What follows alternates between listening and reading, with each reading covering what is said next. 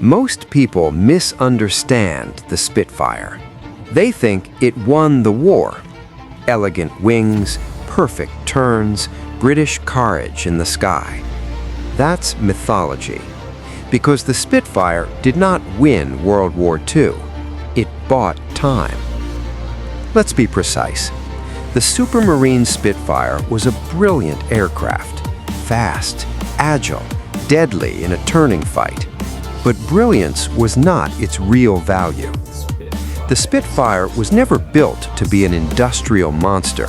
It was built to survive a moment, the Battle of Britain. Look at its design: elliptical wings, complex curves, hand-fitted parts, beautiful and terrible for mass production. Every Spitfire demanded craftsmanship, skilled labor, careful assembly, long build times. This was aviation as precision art, not industrial brutality. And yet, the Spitfire mattered, not because it could outproduce Germany, but because it prevented Britain from losing early. The Spitfire didn't crush the Luftwaffe. It denied them victory. That difference is everything. Britain's real weapon was not the Spitfire. It was delay.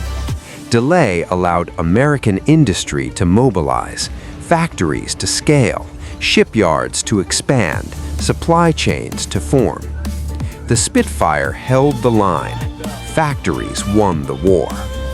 Now compare this with Germany. Germany chased tactical superiority, better climb rate, better armament, better performance on paper. Britain chased survival, and survival is an industrial strategy. The Spitfire exposed a truth many miss. A weapon does not need to be scalable to be decisive. It needs to buy time for scalable systems to wake up. Later in the war, the Spitfire slowly became obsolete. Short range, limited payload, not designed for escort missions. It could not follow bombers deep into Europe. That job went to another aircraft, built not as art, but as a system. The Spitfire was never meant to dominate the future. It was meant to protect the present, and it succeeded. That is why the Spitfire is remembered with emotion, because it represents resistance, not dominance. Military history often asks, what was the best weapon? That is the wrong question. The real question is, what bought time for industry to decide the outcome? The Spitfire's legacy is not victory. Its legacy is survival.